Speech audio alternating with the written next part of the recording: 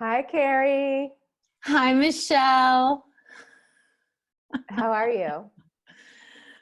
Oh, I'm always happy to be talking to you. I know. I'm happy you're here. I love you. I love you too. And I don't know, I'm here. Yeah. I'm okay. I'm healthy. I'm grateful. I'm safe. hmm Yes, me too.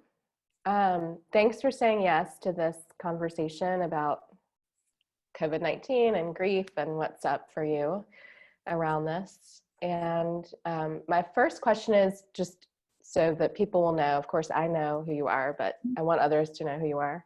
And I'd love for you to share about who you are and the work you do in the world in whatever way makes sense.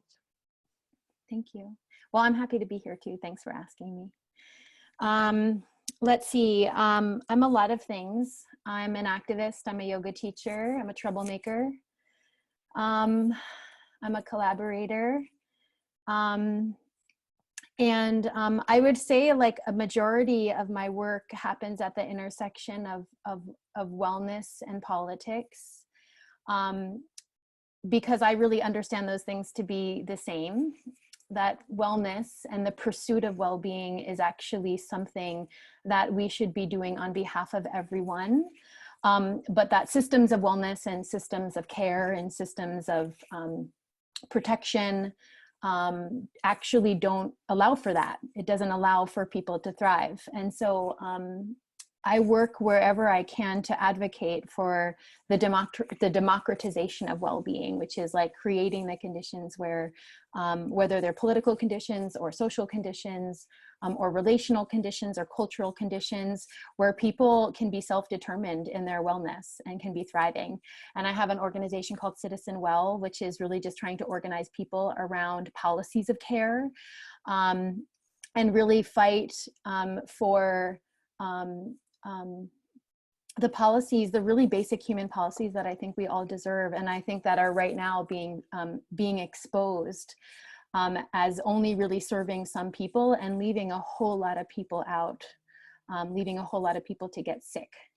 I also work with this really amazing person named Michelle Cassandra Johnson on this project called Race and Resilience, where we explore what it is to work across lines of difference. And I believe that work is really essential to the work of like democratizing well-being for all people, because white supremacy is one of the biggest barriers to people's wellness. And so that work challenges me.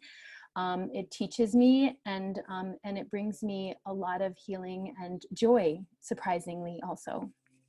Mm-hmm. Do you Yeah, know that person I'm talking about? I do. I think I know her. I know because we talked the other day that you have some family members who have been directly impacted by this. And of course, you're from New York, right?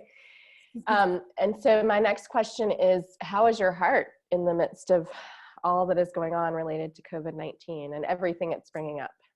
It's funny, I have such a strange relationship with New York. I live in California now, but New York is like where my roots are, and it's where my people are. It's where my guts are, I would say. My heart broke on 9/11, and my heart is breaking now, for New York and for New Yorkers and for what's happening there. I read an article the other day by an FDNY paramedic that he said every day is 9/11.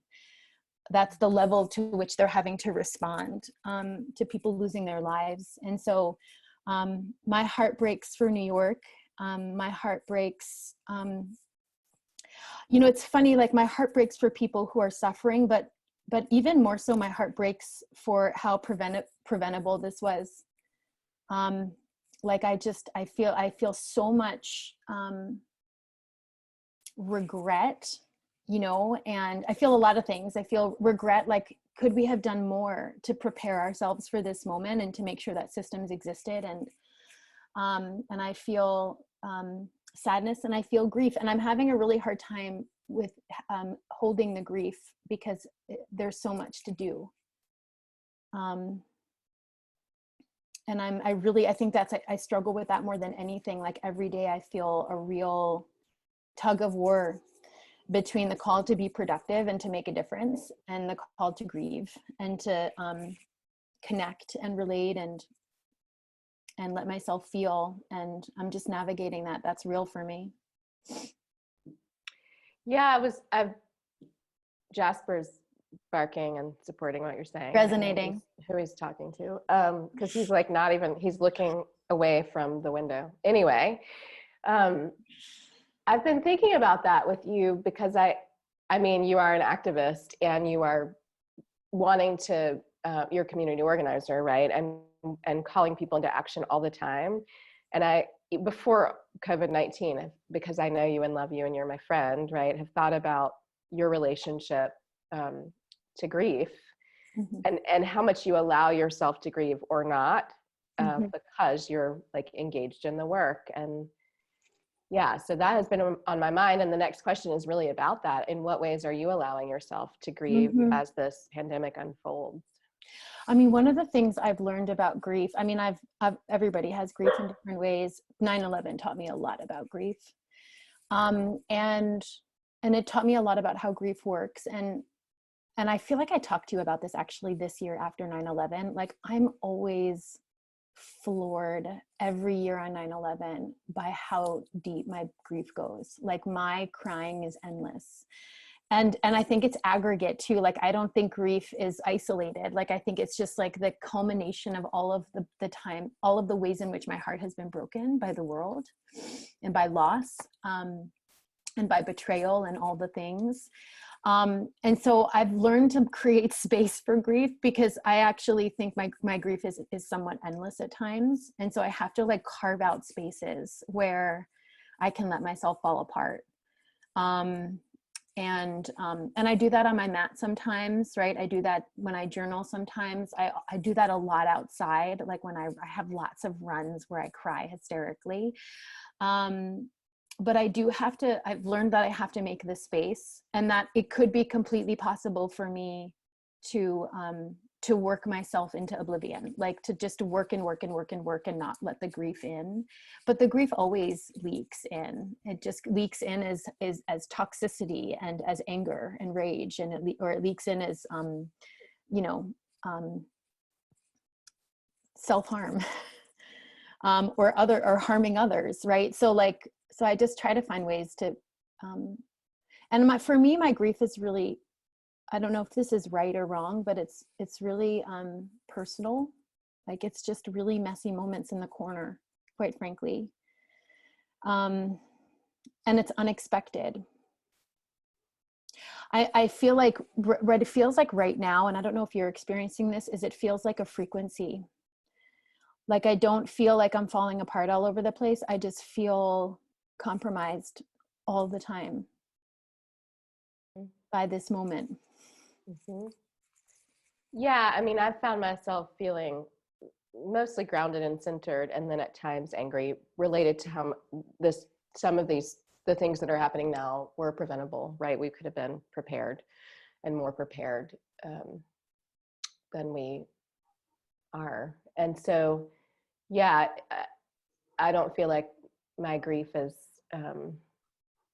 it feels like it's always present, because I think about grief a lot anyway, right? And I'm feeling it. And my hope is that I'm processing it. I'm not sure. I mean, maybe through this, I'm processing it, right? But I hear in what you said that it sounds like you grieve in private a lot, maybe, or it's like personal to you, is what you said.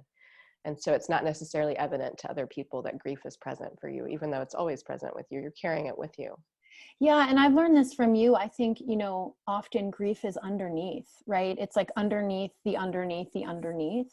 And I've learned to really like look for that. Like, when I'm feeling really like real rageful, for example, politically, like, I'm trying to be curious about, that's like, that can be self-righteousness, but like, what about that is actually, what about that has broken my heart? What about that is a loss that I need to grieve, right? And I say that because I think that requires a different tool than to just rage against the machine, right? And I'm trying to learn that like different emotions require different tools and different spaces, and how to get more sophisticated about recognizing that. Like, what is this thing I'm feeling now? What is needed for me to process and digest this feeling? Or what is the feeling that someone asked me this question this morning, what is the feeling that I'm avoiding that needs to be felt? And so if I stay curious and I stay in inquiry, I can touch that, and I'm often distracted. Yeah. I mean, it sounds like you're learning how to both make space for emotions, other than like raging against the machine, you know, like that kind of emotion and fire, that you're learning to make space for other emotions or to attend to them. They're always there, but to attend to them and to ask what you need based on the emotion, right? If it's grief, if it's anger, if it's despair, right? If it's joy, that you're asking what tools you might need to engage to respond to those emotions. I think what's so fascinating about this moment is that, and I don't know if you're experiencing this too, I'm experiencing so many emotions. So I'm going through like so many rounds of emotions every day. Whether I'm balancing like the fear of uncertainty, right? Or the fear of, of getting sick, or the fear of my family getting sick, or the fear, or the rage against a machine, that consistently, right, is designed to harm certain people and help others, right? Like I just like, or I have moments of like insane joy, like the moment I had with you the other night after dinner, where we had like this hilarious FaceTime that I just laughed and laughed and laughed, and I don't know where the laughter even came from. And all of that feels very chaotic to me, and I'm trying to be okay with that and know that's just like the normal human experience right now, is to just be like have all of this, all of these competing emotions just running through the system. And how do I allow myself to be an open channel to just feel all of that and keep going? Yeah, I've noticed that the what you described, that sort of rapid cycling of emotion, I've definitely felt that too. And at times been like, why am I irritable? Oh, we're in a pandemic, right? Like I've had to remind myself that, because, so much about my life feels like, oh, I'm in my house, it's sunny outside, it's springtime, it's beautiful, I'm gardening, the things that I would always do. But we're in the middle of a pandemic, so it's not the same as last spring when I planted a garden, right? Or the spring before that. Everything is different, and some things feel familiar. Is how I'm thinking about it. Well, and I feel like I've learned so much from you and with you in really tracking my discomfort. I feel like there's a cognitive dissonance in my body at all times to what I'm seeing on my social media feed around like, do more yoga, do my yoga, make this recipe, bake bread, grow a garden, launch a business, like that energy coming at me. And then the knowing, the wisdom that we're in a pandemic and nothing is ever going to be the same it's real conflict. And I just feel like what it shows up for me in like just constant discomfort. Like, should I be more productive? Why am I sleeping 12 hours a day? Why can't I get my work done? Why can't I focus? Maybe I should like let myself breathe and take a walk and cry a little bit. But then I look at my phone again, and culture says, what the fuck are you doing? Get back to work. And that's creating it's wreaking havoc in my system, quite frankly. And I don't really know how to resolve that, Well, I mean, what you're describing is, in part, I think, is capitalism, right? So do these things. It's a lot of systems, but capitalism is what came to mind. Do these things to feel better, and doing the things are like practicing yoga and breathing and walking and baking bread. That might bring joy to us, or at least make us find some peace for a moment, but it's not going to erase the pandemic. It's like that's these things that are being thrown at us as far as like strategies to respond and deal, or things to consume. That's not going to make the pandemic go away, or the aftermath of it when we get to that go away. Like and I think that's just, that's culture. That's what's happening, where we think we can do a 60-minute yoga class and we'll be fine. We'll know, like, we're still in a pandemic at the end of that. Well, and the flip side of that, right, is that in saying that these things are valued, it's saying that rest isn't. It's saying that self-care isn't valued, right? It's saying that taking a day off from this and not looking at social media isn't acceptable, right? It's saying that, like, and I can like know that in my mind and still be having an embodied experience of conflict because of how conditioned my body is to be like doing the thing I think I'm supposed to do that I'm going to get rewarded for by dominant culture. And having the other part of me, the wisdom part of me, right, the ancestor part of me, be like, girl, slow down. This is like by the way, I should just tell everybody, like, this is basically all of your texts in my phone are like, did you eat today? Do you need to take a moment? Put your phone down, shut Twitter off, you know? And I just like that tension is alive for me right now on such a deep level. And on such an acute level, right? Because it's not like shit is fucked up like it's been for all of time. It's like, you know, we're getting to see, I think, with more clarity than we have in the past, that the result is people are dying. Mm-hmm. And that's real. Mm-hmm. Yeah. You know, I've said that for a long, like, people are dying for years. And many people have said that. I'm just aware of it more now. And that I've said oppression takes the breath away and people die from this because they can't breathe. It's like I've said that since Eric Garner was murdered. Right. And that's like, right. It's just contextualized in a very different way for me now. Like, I knew it and it's just different now. It's like, oh, you knew something then and it's still happening. And what are we going to do in response? So I feel that energy of what are we going to do? Right. Well, and I wonder, go ahead. I was just going to say, the reason you knew it is because people were dying. Like, I feel like, you know, there's data and, you know, capturing the fact that how many people are dying every day related to COVID, that I think creates a false narrative that this is like new. People are dying for the first time ever, right? But in fact, people have been dying for all of time. It's just that not all of us have seen it. Mm-hmm. Mm-hmm. And that's why you were saying it, because you have known this all along, right? Yeah. And that has to do with, you know, identity. And so I do wonder, you know, we're in a partnership, we lead Raise and Resilience and do a lot of work that's based on working across lines of difference.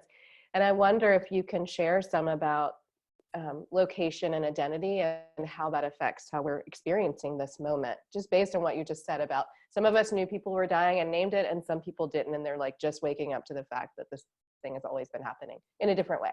Mm-hmm. Yeah, I mean, what's really interesting, I think, about this moment, and I feel attachment to like, what do we do with this moment because of it, is that while this virus doesn't discriminate, systems that either take care of us or that don't do.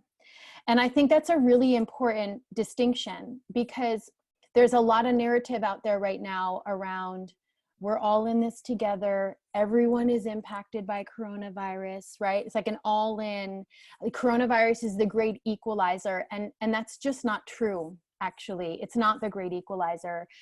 People who are more vulnerable to this virus are more vulnerable to it because of comorbidity, and comorbidity, not just in like they have pre-existing conditions like hypertension or asthma or diabetes, but because of inequality, because we know inequality and social determinants of health are inextricably linked, right, to people developing those chronic conditions.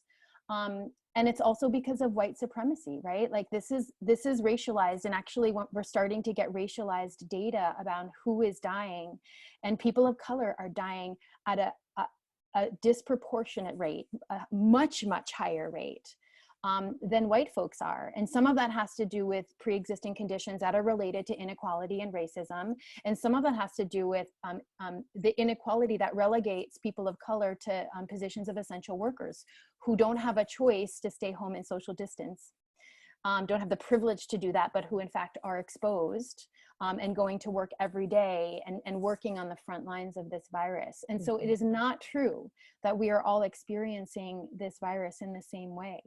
And as a white woman with like a healthy body, an able body, tons of privilege, a job experience where I get to choose to work from home. I do not have to go out into the field. I feel that on a very visceral level. And I think it's really important for people to locate themselves inside of this virus, because it doesn't just have to do with how we're able to take care of ourselves. It has everything to do with how we respond. And I think it's really up for people, because I think in many ways, everybody might be losing, I'm doing air quotes, like losing something because of this virus, whether it's revenue for lost events, right? Or job contracts, or whatever it is that they had assumed would come in.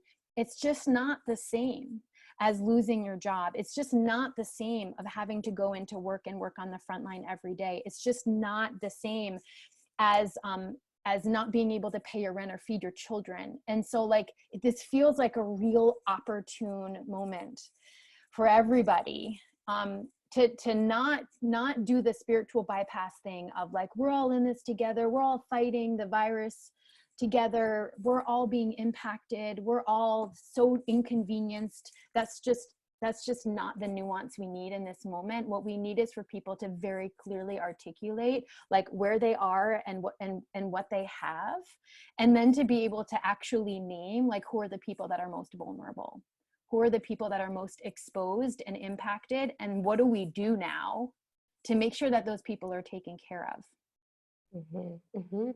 Yeah.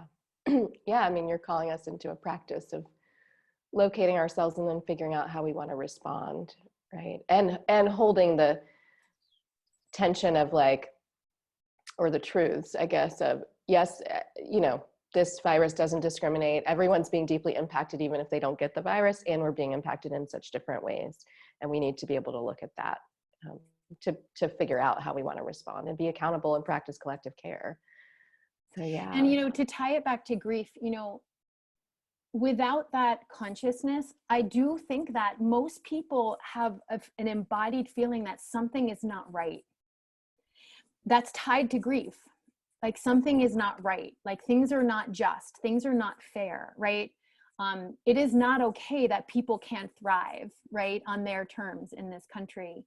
And just haven't been either able to understand what that is or to operate within that analysis and understanding. And I think in some ways, I think my journey of like owning that for myself has actually helped me with grief, right? Like I now like can point to the grief, like that breaks my heart, right? And knowing it actually helps me move through the grief than refusing to acknowledge it. And so there's something, dare I say, like liberatory about like owning one's position. A lot of people are using words like guilt and shame. Like, yeah, own your guilt, like own your guilty feelings, right? Own your shame around having unearned privilege and advantages in a moment of great suffering. Like just like claim it and own it and let that be a part of how you move through this experience, so that we can actually move through this experience in the most authentic and honest way. Yeah, I was going to ask you why you felt like it was important to acknowledge grief, but you just told us, right? And I think what you named earlier about seeing the things in social media about what we can consume or do to feel better, and again, not erase the pandemic, connects with this. I do think you're right. People have a feeling that something's wrong. And I actually think people have had that feeling for a long time and have covered it up. And so if we cover that up with the yoga class or baking bread, even if that brings joy, which we deserve, right? Are we actually doing the work that you're calling us into, which is to notice our location and to be in relationship together and respond accordingly, So I think there's a, tool in there for people to pay attention to why they're engaging in whatever behavior it is or consuming the thing. And is it to actually cover up the feeling they need to move through? Right. And Pema Chodron says, nothing ever goes away until it teaches us what we need to know, right? Like there is no escape. There is no perfect yoga class. There is no meditation that will erase race, right? There just isn't. And not only is there opportunity in sort of like claiming one's location and how we like make change together, but I think there's freedom for everyone inside of that, right? That you can finally like land and live into your whole self, right? Like privilege, whiteness and all, like just live into it and then learn how to navigate it in a way that causes the least amount of harm.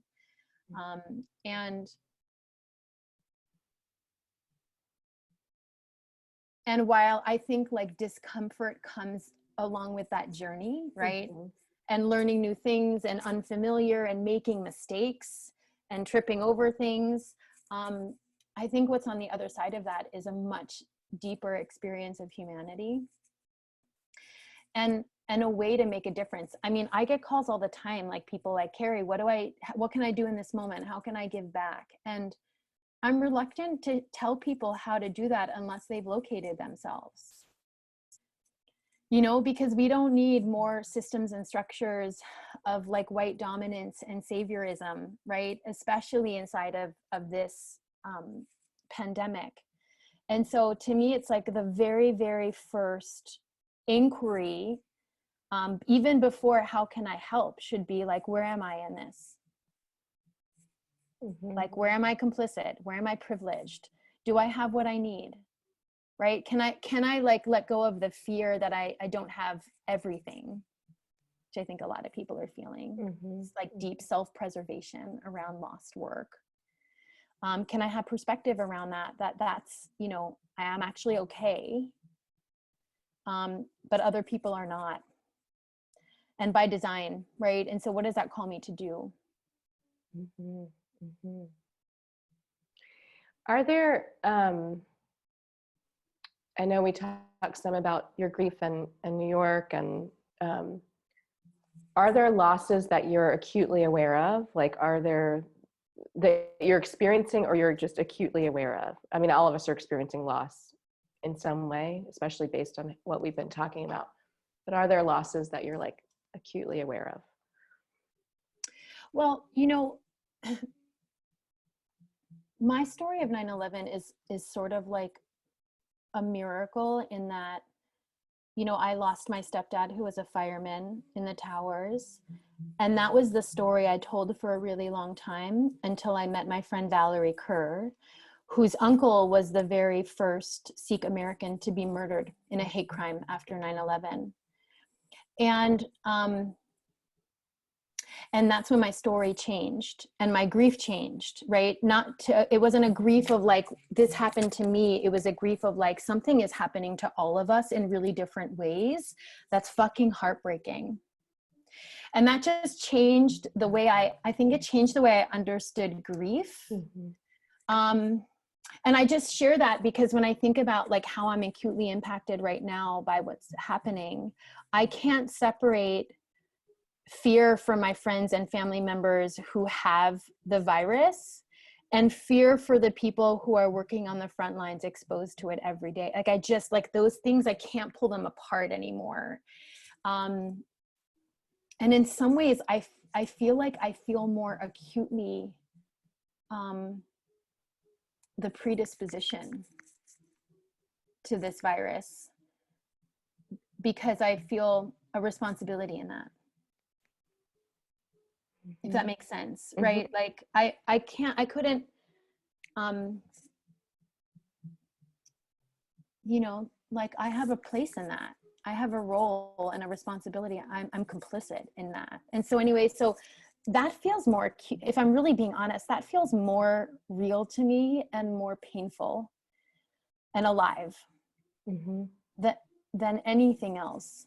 And I'll share too, this feels more like fear than grief, but I'm deeply afraid that we're going to miss this moment.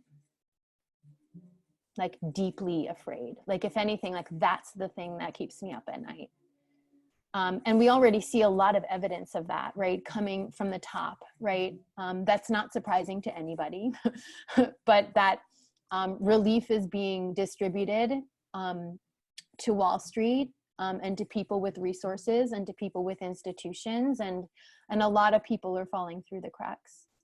A lot of people have been very deliberately excluded, like incarcerated folks and undocumented and immigrants, but a lot of people are falling through the cracks already, not getting unemployment, not getting their stimulus check, not qualifying for SBA grants. And it's funny, like I don't know really in this moment how to reconcile fear and grief in that way. David Kessler called it anticipatory grief. Yeah, that's what I was just thinking. Yeah.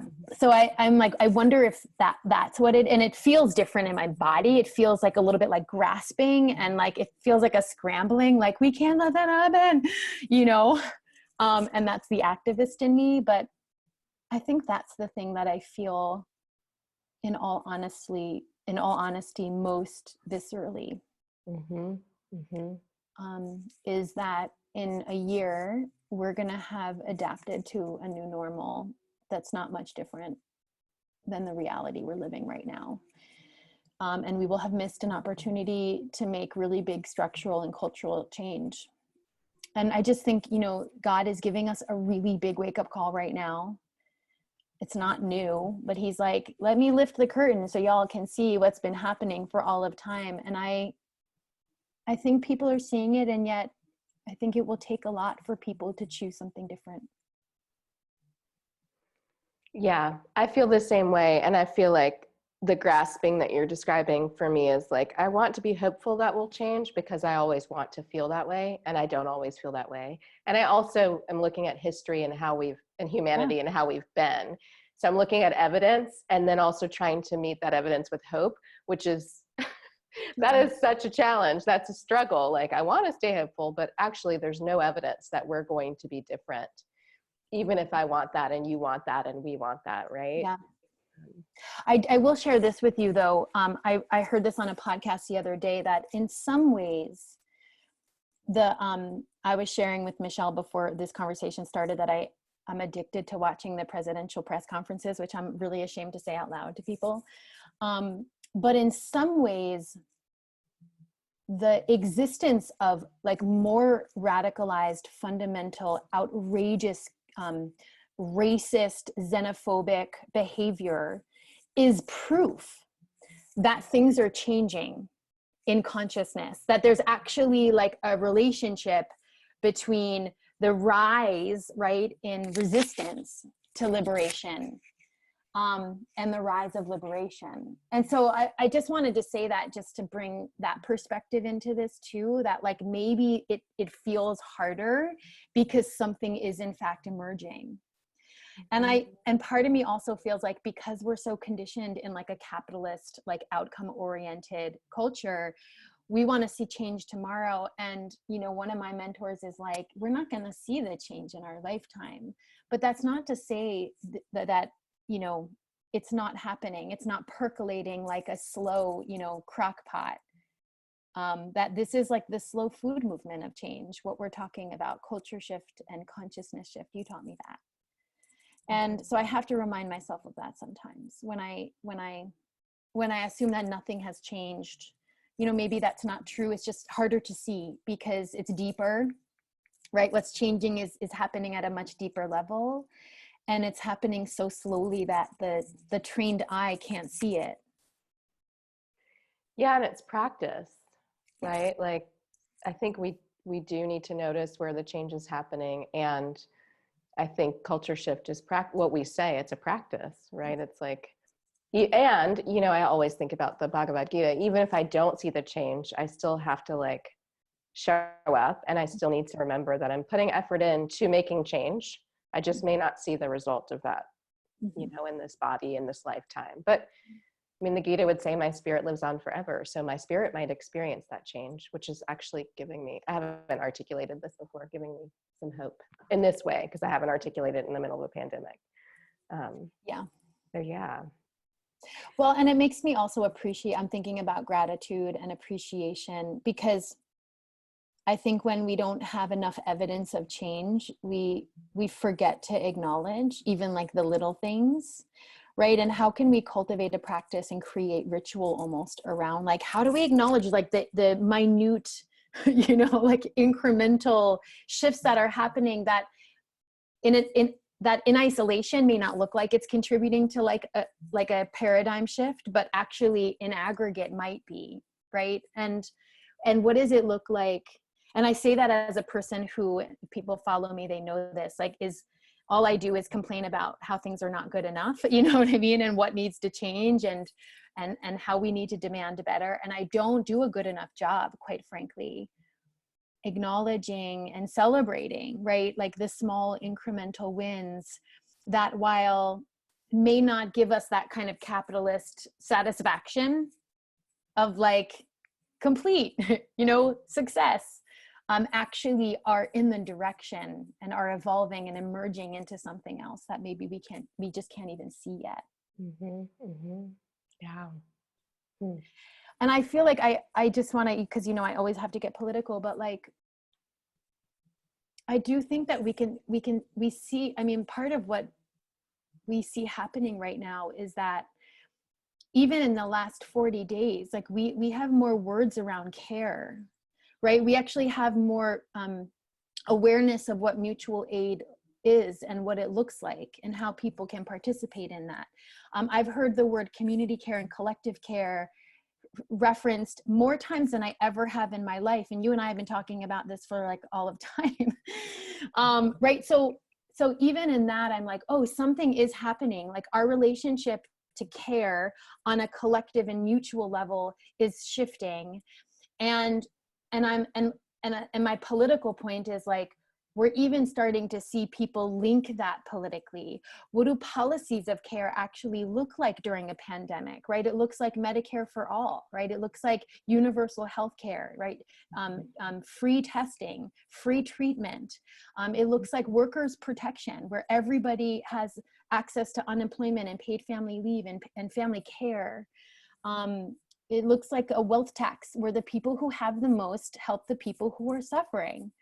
So anyway, so I do hope that like, as we become more conscious on like personal, relational, and social levels, like we can start to like draw lines politically to like, oh, like what would it look like if we had a system, a political system that actually during a pandemic made sure everyone was tested. Right. Or made sure everyone had unemployment. And so I hope we connect those dots, because, you know, because we need that political lever, at least right now, right? Until we build enough power locally to exit the system, which is just not an option for us right now. That's and so anyway, right. so I feel like some movement around that like we're actually talking about Medicare for all right now, like we never have. And that's movement in the right direction, even if we don't have it yet. Yeah, that's important to notice, right? That's part of culture shift. So it is important to notice how quickly culture shift can happen, and to remember it can take a long time, right? Even through language and what we're prioritizing around care and framing it as community care and collective care. And having more people are contemplating what that means. And I've heard more people contemplating what they want to prioritize in their lives in this way that I'm not necessarily doing that in the same, like I have been thinking about collective care for forever. So, but it's interesting to hear people reflecting in that way, that may be waking up, like, what is important to me, right? What is important to us? What can I do for my role and location? So I am hopeful about that some consciousness is being raised, and that will translate into behavior change. And you've taught me so much about what that looks like in relationship, right? And not just in a relationship that's conscious of like identity, right, and location, but in a relationship that even transcends that in many ways, right? Like there have been many times where you have picked my ass up off the floor and taken care of me. I know, right? And so like, and I'm just like, I'm thinking about, you know, the ways in which we're fumbling around Zoom and the digital world right now in a time of physical distancing to locate each other in relationship, right? And to find some solidarity in emotion and grief. and processing and witnessing one another. I mean, that is happening, even if it's like super clunky, right? Like we're like all not sure like how to do this in the best way, but we're going for it, right? Like that's actually happening. Like people are like, fuck this, I will connect. And you can see, right, there's proof that like people are scrambling to connect and to find connection digitally, which is really beautiful. Mm-hmm. I talked to Priya Parker this morning I was asking her about like digital rituals. I'm like, how do we do ritual online in a way that allows us to deal with this grief and this healing? And she's like, there's so much innovation happening because people are just like desperate for it on the fly. And it's happening on Zoom, you know? Yeah, it is. Yeah, it's pretty amazing. And it speaks to, I think, what we really want, which is relationship. It's like the moment where like, we can't actually be in space together. Oh, I can't touch you. There's not that level of intimacy. I'm going to stay 6 feet away from you when I'm walking my dog in the neighborhood and wave at you. You know, it's like, and what people are craving is connection because we're being starved of that in the way that we understood it before. So that is hopeful to me too. Like, oh, what does it look like to center relationship in this way? And to notice that we're, what it's like not to have it in the same way and how that shifts our behavior. Yeah. And in some ways, like it's really raised the bar for me on like, I just don't have capacity for bullshit right now. Like, I'm like Katie Porter, you know, like she's like, I won't do bullshit anymore. I just like, and I just find that it's raising the bar for me around meaning. Like I want meaningful conversation like this. Like, please, like no more bullshit talk. Like, let's talk about the thing that's really happening and let's say the things that are really happening, and have the real meaningful conversation, because I don't have space for anything other than that in this particular moment. And I don't get fed by that stuff, right? That's why I was like that, like I've just been muting people and canceling people all over my social media feeds, not to be mean, but just because it's just toxic and it's not what I need to nourish my soul right now. And what you're doing with this grief collective, it's not a grief collective, but you know, collective grief conversation is part of that. It's a new ritual of like, how we can capture the collective voice and the collective heartbreak and the collective hope that people are feeling in really different ways right now. Yeah, that what you just named brings me to my last question, I think, which is, what practices or rituals are you engaging at this time to stay centered, to stay grounded? And the reason I'm asking everyone this question, is because I think when we name rituals and practices, it might help someone else, right? It's like, I'm going to try that thing. I never thought about that, right? Or I've thought about it, but now I'm going to try it because I heard it from someone. Yeah, I was telling Kane last week that my self-care game is like off the chain right now. And which should surprise everyone because I'm horrible at self-care. But it's out of sheer desperation. So I wake up in the morning and I practice every morning something. And I'm going to share this, and Trevor might not like that I'm sharing it, but like we have a little dance party every morning, him and I. So make sure no one else in the public sphere heard that. He'll be fine. But that gives me so much juice in the morning. So that's been like really consistent for me. And the other thing that I'll say that has really surprised me is I'm obsessed with gardening. Like, and that's probably been the greatest medicine for me during this time. Like, I just need to walk out into my garden and weed. That's it. Like, I just need to walk out and start weeding the succulents, and I feel like human again. And we're blessed. We're on a mountain and we have like a lot of access to nature. And I'm just like, my relationship with nature has really shifted during this experience. You know, I've always loved nature, but like now I really see how nature is source. It is like the mother. And for me, that has been like everything. And I'm going to try and grow a garden. We're going to do that this weekend. I have a terrible green thumb. I kill everything. So like, this is very strange practice for me. but yeah, being in nature and growing and putting my hands in the dirt has been the great ritual of this moment for me more than anything. Also, like having spontaneous wine parties with you has been amazing. D Nice, right, spins on Instagram all the time, and I'm almost always like checking to see if he has, and every time he does, I throw it on our main speakers and I dance, right? Like spontaneous dance parties have just felt so good. But honestly, like I feel like I'm just winging it. Like this is like a wing it ritual moment, and I'm learning along the way what works and what doesn't work. The old moves don't work for me in this moment. So it's really, is that for you too? Yeah, I think I actually think everyone is probably trying to figure out how to cope with something we've never experienced before in this way, right? We know the injustices have been present, but I've never lived through a pandemic in this lifetime in this body, right? And so what I have to do to respond to that is going to be different than what I did before it ever started. It's like, I'm sure everyone is winging it in whatever way, if they're paying attention to how they feel, right? If they're able to access feelings and locate them and have space for them to process, and resources, right?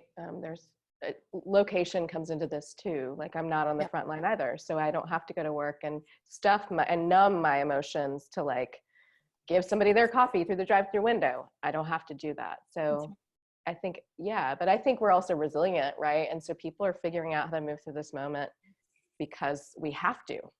That's what people are doing.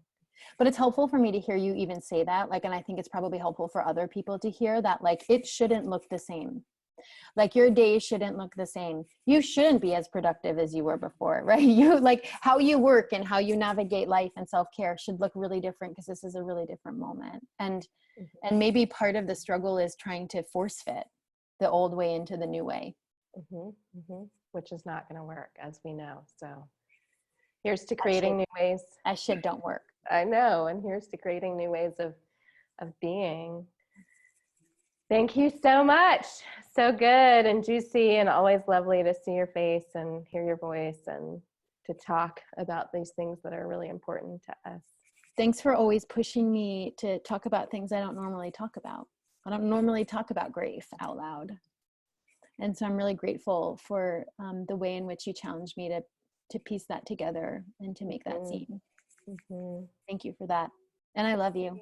I love you so much. So grateful for you and how you're helping us through this moment. You too. Thanks, Kerri. Thanks, Michelle.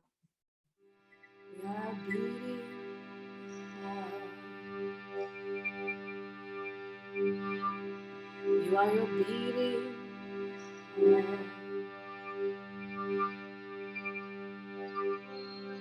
Ready, crack open, wide open, so